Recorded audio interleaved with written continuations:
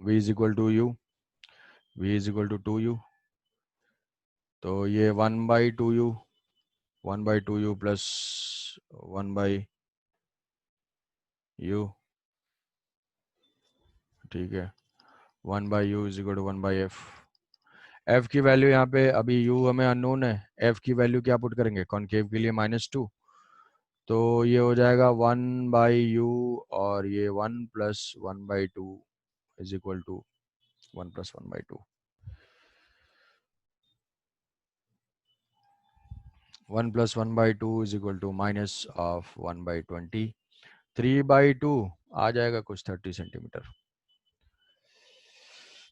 यहाँ से ये 3/2u इज इक्वल टू -1/20, ये हो गया 10, so u is equal to -30 centimetre. -30 centimetre मतलब अगर हम ऑब्जेक्ट इसके सामने प्लेस करेंगे -30, यहाँ कहीं पे 30 सेंटीमीटर एक पोजीशन आ गई। दूसरे पोजीशन के लिए हम प्लस लेंगे, u is equal to m is equal to +2, m is equal to +2 लेंगे तो यहाँ से आ जाएगा -v/u, -v/u is equal to -2, अरे +2 ना, so v is equal to -2u। अब यहाँ पे पुट कर दोगे यार, यहाँ पुट कर दोगे -1/2u plus 1/u is equal to 1/-20 focal length को साइन के साथ, तो यहाँ से 1 - 1/2 ये हो जाएगा -1/2u, 1/2u 1/2u is equal to 1/-20, तो ये हो जाएगा u इज इक्वल टू -10, ठीक है, -10, तो u is equal to -10 centimetre.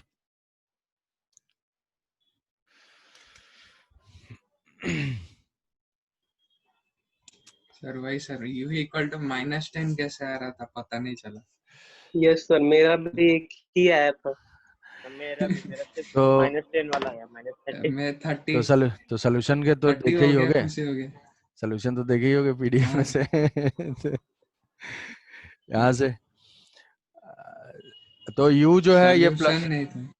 अच्छा +10 और -10 है। देखो एक 20 30 60 का बहुत ही फेमस पेयर है जिसको याद रख सकते हो, 20 30 60, मैं बता रहा हूँ कैलकुलेशन के लिए कि 20 30 60 अगर ये f u v आपस में रोटेट करते रहते हैं तो एक दूसरे की वैल्यू लेते रहते हैं, जैसे f20 है u30 लिया तो इमेज 60 हो जाएगा, ये अगर फोकल लेंथ है 30 ये 20 है तो वो 60 हो जाएगा, आपस में ये रोटेट करते हैं, बट प्रिकॉशन के लिए खुद से सॉल्व करके भी देखना है,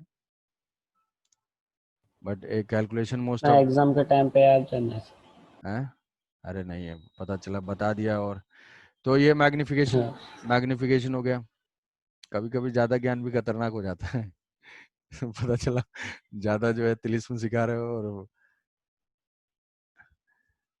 तो तिलिस्म के सारे लिए में अप्लाई हो जाएगा। तिलिस्म जो है वो प्रिकॉशन। तो ये था मैग्निफिकेशन इसका, और मैग्निफिकेशन के ऊपर ये कि मैग्निफिकेशन अगर 2 टाइम्स होता है तो +2 और -2 दोनों ही हमें कंसीडर करना है, ठीक है। Yes sir.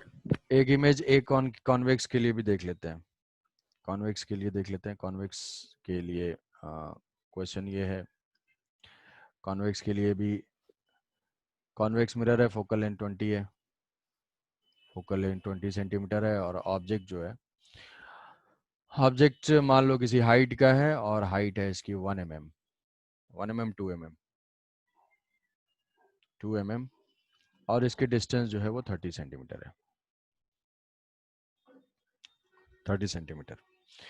तो find the image distance, locate image and it's nature, locate image and it's nature तो पहले साइन के साथ वैल्यूज पुट करोगे, पहला चीज एफ स्टार्ट, का तो पॉजिटिव होगा। एफ कॉन्वेक्स के लिए +20, रियल तो ऑब्जेक्ट यू है भी u इज इक्वल टू -30, अब उसके बाद फिर H O is equal to +2 mm,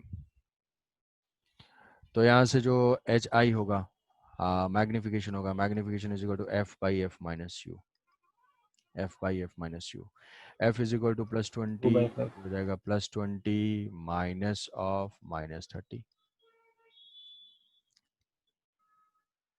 F by F minus U.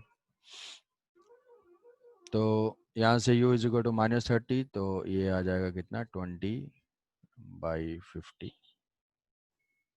तो मैग्निफिकेशन आ जाएगा 0.4 2/5, लेस देन 1 है और पॉजिटिव है, मैग्निफिकेशन लेस देन 1 है और पॉजिटिव है, तो पॉजिटिव है इरेक्ट होगा, डिमिनिश्ड डिमिनिश्ड होगा और इरेक्ट इमेज होगा क्योंकि मैग्निफिकेशन पॉजिटिव आ रहा है।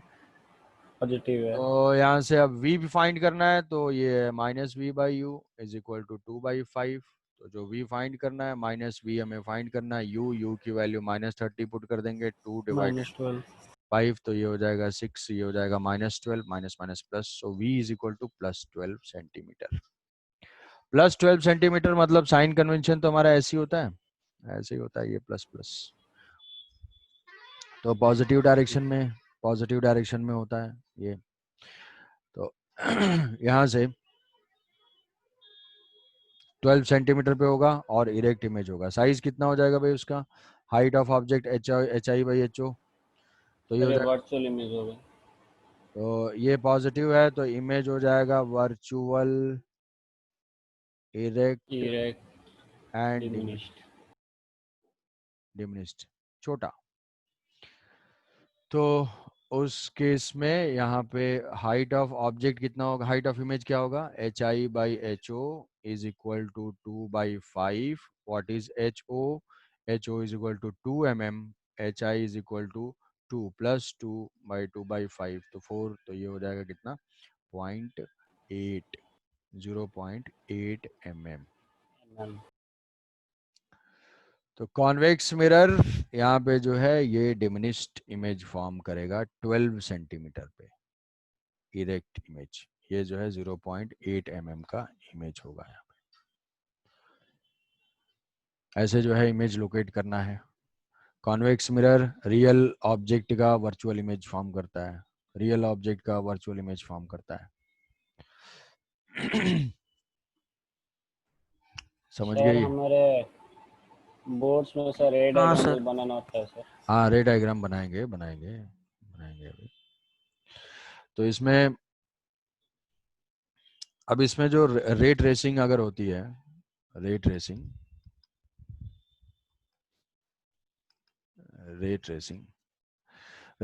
में हम कुछ स्पेसिफिक रेज कंसीडर करते हैं और उन्हीं को ट्रेस करते हैं। तो वो स्पेसिफिक रेज कुछ होती हैं, जैसे कि हमारे जो इम्पोर्टेंट पॉइंट्स हैं, कौन से इम्पोर्टेंट पॉइंट्स हैं, पोल है, centre of curvature and focus है, ये तीनों के थ्रू हम रेज कंसीडर करते हैं। तो अब इसमें जो सेंटर ऑफ कर्वेचर वाली रेज है, मान लो कॉनकेव मिरर है, कॉनकेव मिरर में सेंटर ऑफ कर्वेचर के थ्रू अगर कोई भी रेज सर कॉन्वेक्स बता दीजिए। हाँ बता, कॉनकेव कर लो। ये जो है सेंटर ऑफ कर्वेचर है, सेंटर ऑफ कर्वेचर के थ्रू जो भी रेज होंगी, तो सेंटर ऑफ कर्वेचर के थ्रू अगर रेज जाएंगी तो ये क्या होगा, ये नॉर्मल इंसिडेंस होगा, तो जिसके लॉन्ग जाएगी उसी के लॉन्ग ये रिटर्न हो जाएगी। कॉन्वेक्स के केस में जो है ये डायरेक्टेड होगा, कॉन्वेक्स टाइप का है, कॉन्वेक्स में सेंटर ऑफ कर्वेचर यहाँ पे है, तो रेज जो इंसिडेंट होगी सेंटर ऑफ कर्वेचर की तरफ, वो क्या होगी, वो नॉर्मल हो जाएगी, तो ये इसके लॉन्ग इंसिडेंट होगी और इसी के लॉन्ग जो है वो रिफ्लेक्ट हो जाएगी। तो ये सेंटर ऑफ कर्वेचर के थ्रू एक हम रेज कंसीडर कर लेंगे। फिर फोकस के थ्रू, पोल के थ्रू अगर देखते हैं, पोल के थ्रू जो है कॉनकेव मिरर की तरह रिफ्लेक्ट हो जाएगा, तो यहाँ से ये पोल पे इंसिडेंट हो रहा है, ये थीटा डिग्री पे, तो ये थीटा पे ही जितने एंगल पे होगा उतने पे ही ये रिफ्लेक्ट हो जाएगा एंगल जो है, क्योंकि ये नॉर्मल ही है, नॉर्मल के साथ जो जितने डिग्री पे होगा उतने डिग्री पे ये रिफ्लेक्ट हो जाएगा।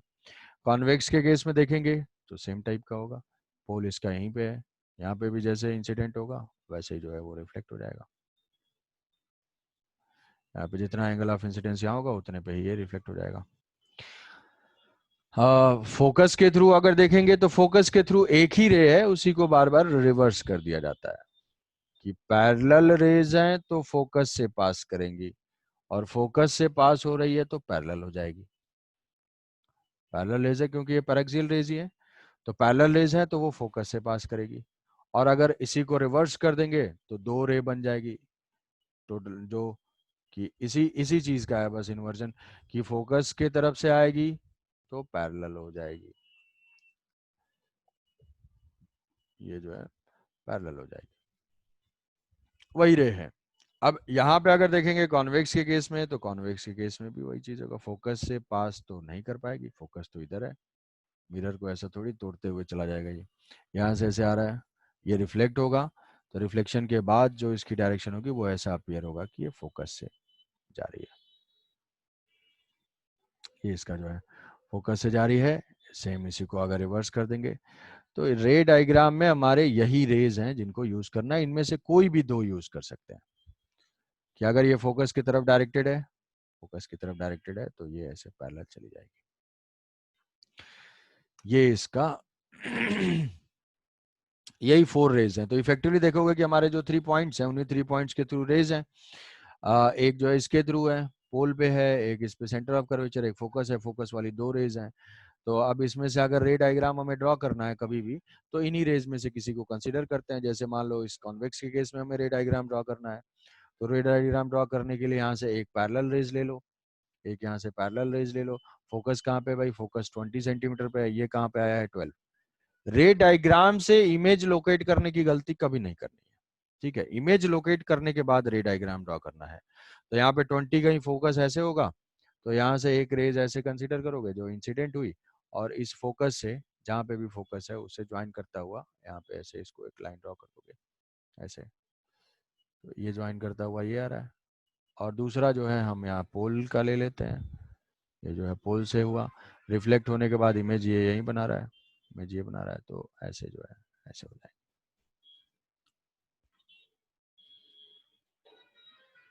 तो ये जो है रे डायग्राम हो जाएगा इसका, ठीक है। तो इसको बोलते हैं कि रे ट्रेसिंग टेक्निक, मतलब रेज को अगर हम ट्रेस करते जाते हैं तो उससे ऑब्जेक्ट और इमेज को अगर हम लोकेट कर सकते हैं, लेकिन अब वो बिल्कुल एकदम अप टू द स्केल सब कुछ होना चाहिए, एकदम सही एंगल ऑफ इंसिडेंस ये सब देख के बनाना होता है।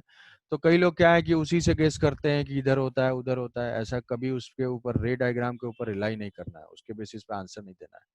आंसर हमारे कैलकुलेशन पे देना है, रे डायग्राम उसके हिसाब से एडजस्ट होगा।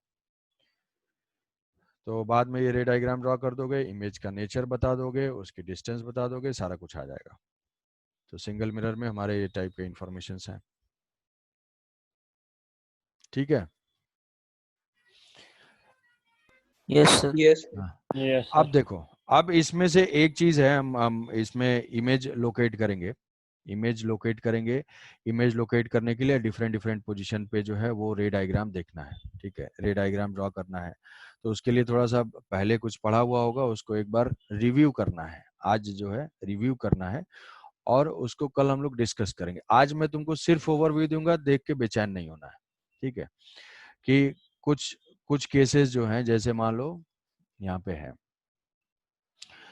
कि formation of image, formation of image कि एक जनरल ओवरव्यू अगर हमें होगा तो न्यूमेरिकल में हम गेस कर लेंगे कि ऑब्जेक्ट कहाँ पे प्लेस किया हुआ है तो इसका इमेज कैसा होना चाहिए, कहाँ पे प्लेस किया हुआ है तो उसका कैसा इमेज होना चाहिए।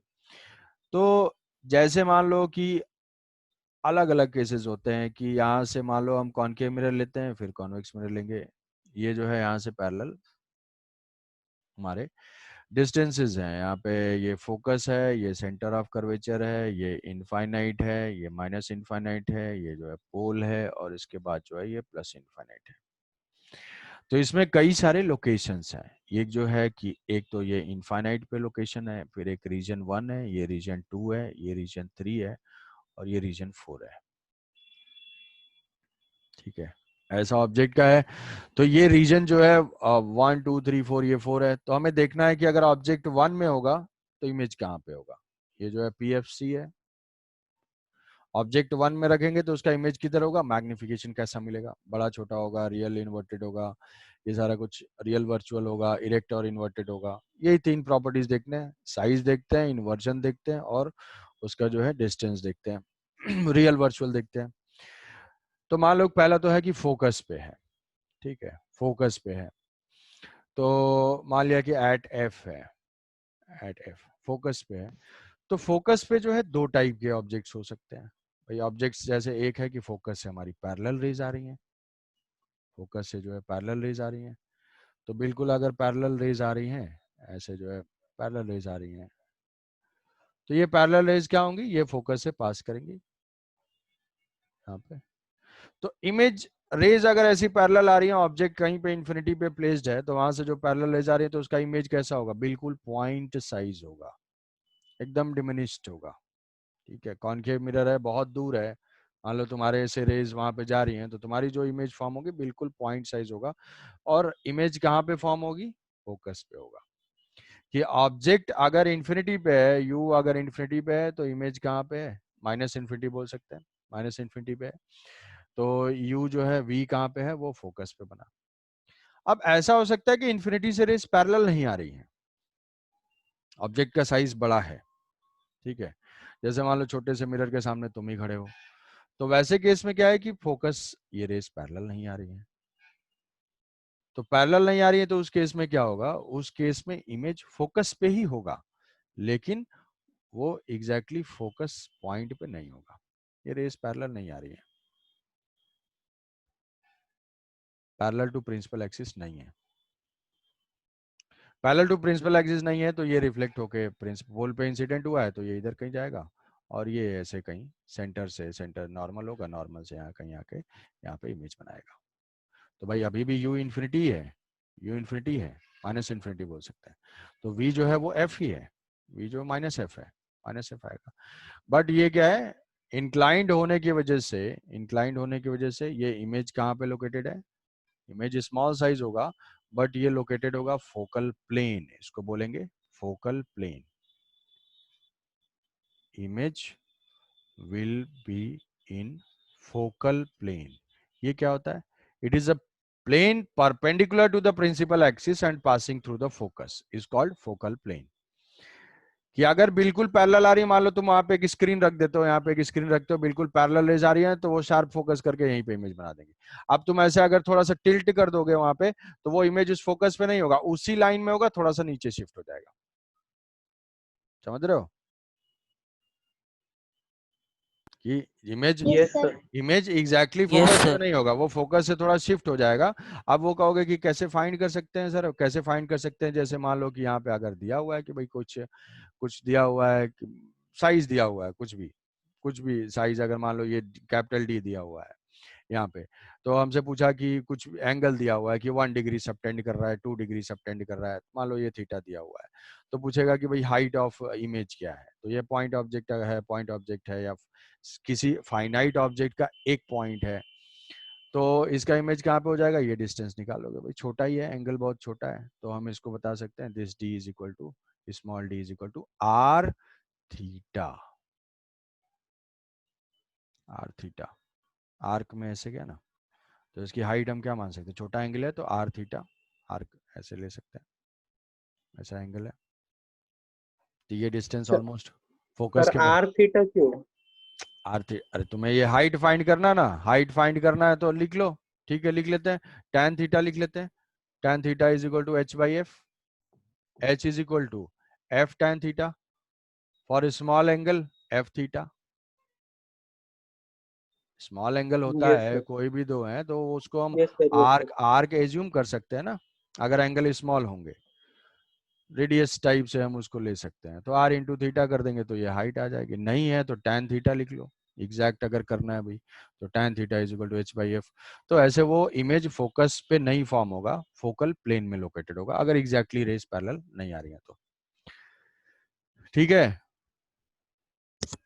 अब यस ये, सर। अब ये यस सर। ऑब्जेक्ट जो Yes, है, sir. ऑब्जेक्ट इमेज इन्फिनिटी से चल दिया, इन्फिनिटी से चला और वो रीजन 1 में आ गया, इन्फिनिटी से चला रीजन 1 में आ जाएगा, रीजन 1 में आएगा, तो उस केस में जो भी इमेज फॉर्मेशन होगा वो यू यहाँ पे देखेंगे, मान लो तुम कुछ भी एक डिस्टेंस ले लो, object in 1, object in 1, one में कहीं पे भी है, कोई भी हम एक पॉइंट ले लेते हैं, कोई भी अगर पॉइंट ले लेंगे ऐसे, तो मान लिया कि u is equal to -3f, -3f real object है। 2f पे तो सेंटर ऑफ कर्वेचर है, f तो ये फोकल लेंथ है, 2f पे सेंटर ऑफ कर्वेचर है, मैं 3f ले रहा हूँ। 3f अगर ले लिया तो इमेज कहाँ पे बन रहा है, v is equal to uf by u minus F, तो ये हो जाएगा -3f इंटू कॉन्केव है, कॉन्केव के लिए -f डिवाइडेड बाई ये -3f, और ये क्या हो जाएगा प्लस माइनस ऑफ -f, ये हो जाएगा +f, साइन के साथ पुट किया तो ये हो जाएगा 3f square, 3f square divided by -2f, -2f ये कैंसिल आउट हो जाएगा, ये आ जाएगा -3f/2, मतलब 1.5 -1.5f। इमेज कहाँ बन रहा है, इमेज बन रहा है यहाँ पे रीजन 2 में, object in 1 then image in region 2। Region 2 कौन सा था, f और c के बीच में, रीजन 2, ऑब्जेक्ट यहाँ है तो इमेज यहाँ पे है। किस टाइप का भाई, सीधा उल्टा, तो v is equal to m is equal inverted -v/u, देखो सेम साइन के हैं, दोनों सेम साइन के हैं, v u अगर सेम साइन के हैं तो नेगेटिव आएगा, -1.5f डिवाइडेड बाई -3f, ये कैंसिल आउट हो जाएगा, जो भी है पॉजिटिव नेगेटिव आ रहा है, 3/2 तो 0.5 आ जाएगा, -0.5, -0.5 मैग्नीट्यूड कम है मतलब डिमिनिश्ड है, नेगेटिव है मतलब इन्वर्टेड है, और रियल है, वी नेगेटिव है मतलब रियल है, तो इसका रे डायग्राम कैसे बन जाएगा, ये केसेस पहले जो है पढ़ा हुआ होगा तुमने, तो उस रे डायग्राम को थोड़ा सा सारे केसेस के लिए एक बार आज रिव्यू करना है कि रीजन 1 में कहीं पे आया, Yes, sir. रीजन 1 में आया तो यहाँ से जो है ये पैरेलल, ये फोकस के थ्रू पास किया, और ये सेंटर ऑफ कर्वेचर, सेंटर से जो रे जाएगी ऐसे ही गई और ऐसे ही आ जाएगी, तो इमेज यहाँ पे बन जाएगा। यहाँ पे गया भाई, ये गया, तो यहाँ से जो है ये ऐसे मूव कर रहा है, यहाँ पे सेंटर ऑफ कर्वेचर है सी है, और ये जो है एफ है, और ये जो है पी है, सी एफ पी। अब 2 से फिर वो सी पे आ गया, सी पे पहुंचा, सी की वैल्यू क्या है 2f, object is at C, object is at C, centre of curvature पे है, तो जब सेंटर ऑफ कर्वेचर पे है तो वहां से रेस तो नॉर्मल ही जाएंगी, तो इमेज भी वहीं पे फॉर्म होगा, बट फिर भी मान लो हमें देखना है ये -2f, v is equal to uf divided by u minus F, तो ये हो जाएगा -2f प्लस f, ये हो जाएगा -f, ये क्या आ जाएगा -f कैंसिल आउट हो जाएगा, -2f, सर 1 मैग्निफिकेशन का इन्वर्टेड है मैग्निफिकेशन -1, मैग्निफिकेशन जो है m इज इक्वल टू -1 मतलब सेम साइज एंड इन्वर्टेड, तो ऑब्जेक्ट इमेज एक दूसरे को क्रॉस करेंगे सी पे, एक दूसरे को, ऑब्जेक्ट इन्फिनिटी से चलना स्टार्ट किया तो इमेज फोकस से स्टार्ट किया, फोकस से आते आते आते आते फाइनली दोनों मिलेंगे कहाँ पे, सेंटर ऑफ कर्वेचर पे दोनों का मिलन होगा, और ऐसा जो है सीन ऐसा रहेगा, ये सी है यहाँ पे, तो यहाँ से एक जो है पैरेलल ये फोकस से चला गया, सेम साइज थोड़ा, और ये एक पोल यहाँ से लेके यहाँ चला गया, तो ये सेम साइज का यहाँ पे सी का सी पे इमेज बन गया, सी पे ऑब्जेक्ट होगा सी पे इमेज बन जाएगा, ऑब्जेक्ट इमेज को इंसाइड करेंगे कहाँ पे, सी पे।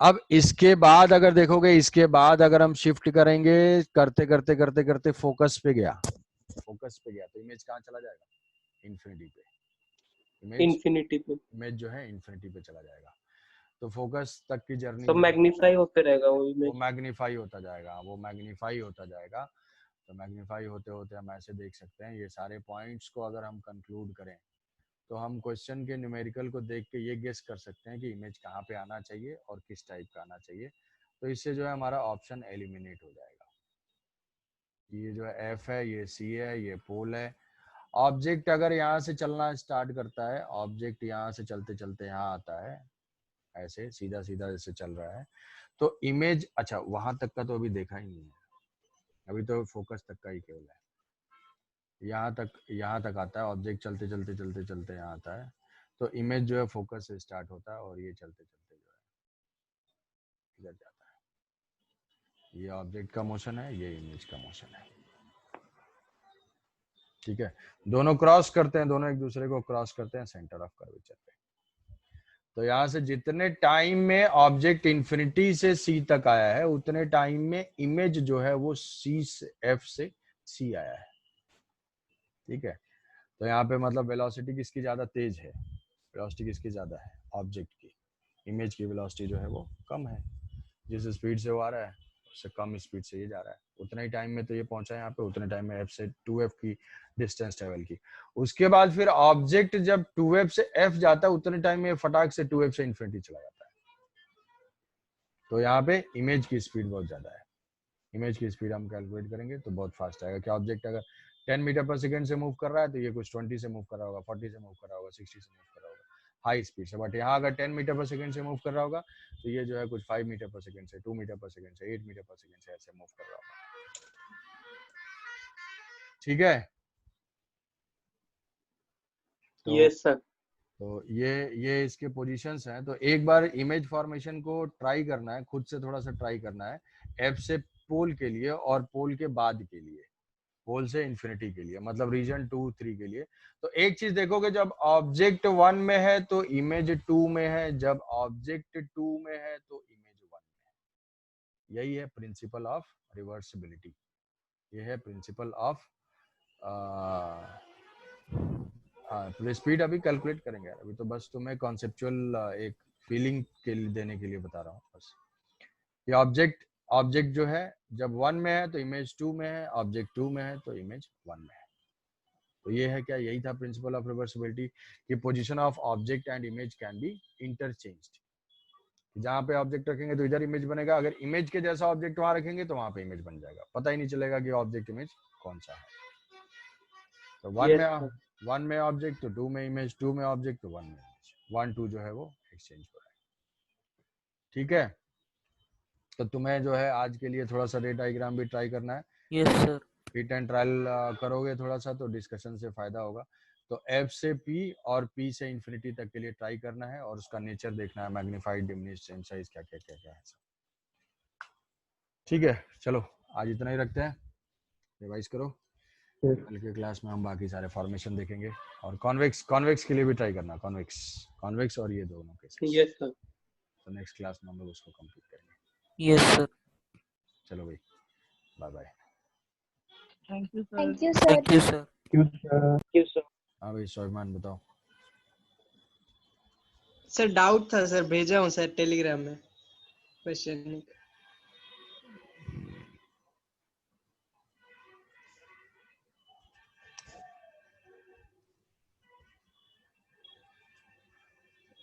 SHM इक्वेशन कैसे लिखें? अच्छा,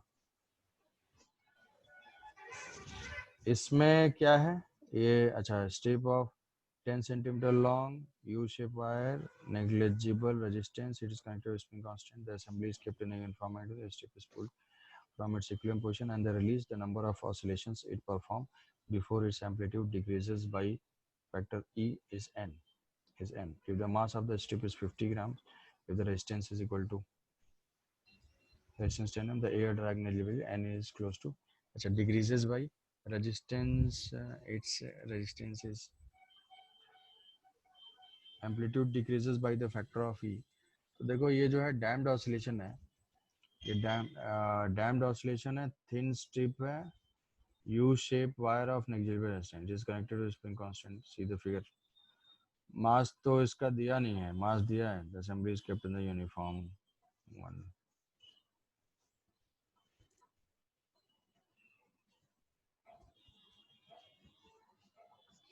इसमें क्या है, डैम्ड ऑसिलेशन है, डैम्ड ऑसिलेशन में क्या है, एम्पलीट्यूड यार एक्सपोनेंशियली डिक्रीज करता है, हाँ sir, e to the power होता है। Minus B T by 2m, हाँ सर।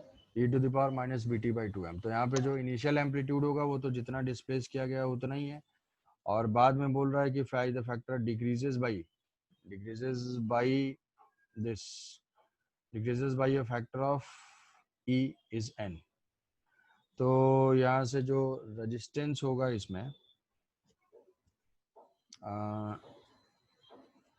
इसमें BT/2M हमें फाइंड करना पड़ेगा SHM वाले इक्वेशन से, कि जो होता है इस टाइप का होता है कि जो ऑसिलेशन, जो डैम्ड ऑसिलेशन का होता है